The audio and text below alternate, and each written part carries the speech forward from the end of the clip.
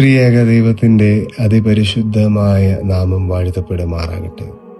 കർത്താവിൽ പ്രിയ സഹോദരങ്ങളെ, പരിശുദ്ധമായ ഈ 50 നോമ്പിലൂടെ നാം കടന്നു പോകുമ്പോൾ ദൈവം നമുക്ക് നൽകുന്ന ഏറ്റവും വലിയ ഉറപ്പ് അവിടുത്തെ പിതൃസഹജമായ കരുതലാണ്.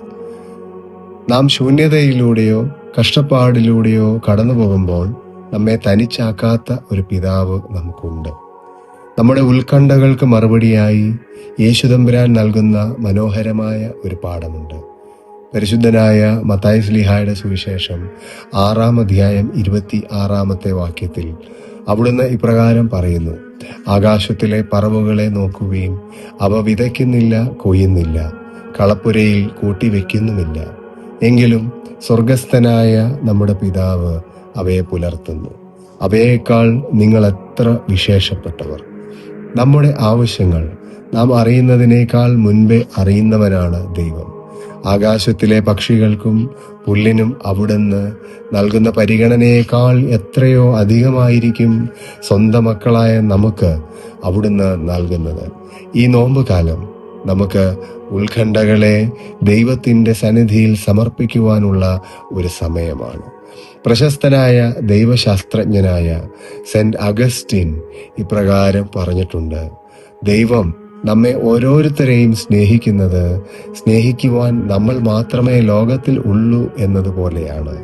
നമ്മൾ ജനക്കൂട്ടത്തിലെ വെറുമൊരു വ്യക്തിയല്ല, മറിച്ച് അവിടുത്തെ കൺമുന്നിലുള്ള പ്രിയപ്പെട്ട മകനോ മകളോ ആണ്.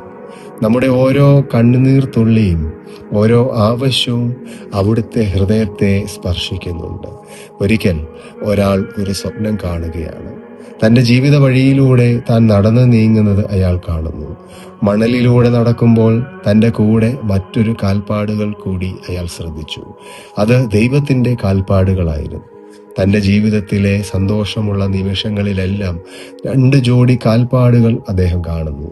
എന്നാൽ ജീവിതത്തിലെ ഏറ്റവും വലിയ കഷ്ടപ്പാടുകളിലൂടെയും സങ്കടങ്ങളിലൂടെയും ഉള്ള സമയത്ത് 1 ജോഡി കാൽപ്പാടുകൾ മാത്രമേ മണലിൽ അദ്ദേഹം കാണുന്നുള്ളൂ.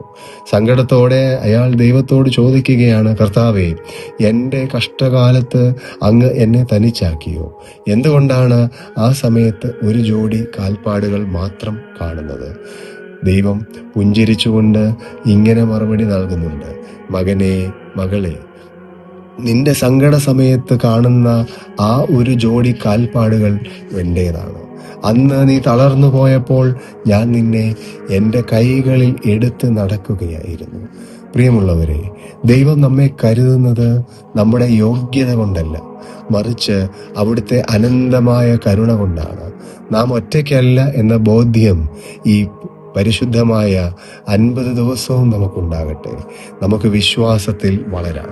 നമ്മുടെ ആവശ്യങ്ങളെ പിതാവിനോട് ചോദിക്കുവാൻ മടിക്കരുത്. മറ്റുള്ളവരെ നമുക്ക് കരുതുവാനായിട്ട് നമുക്ക് സാധിക്കണം.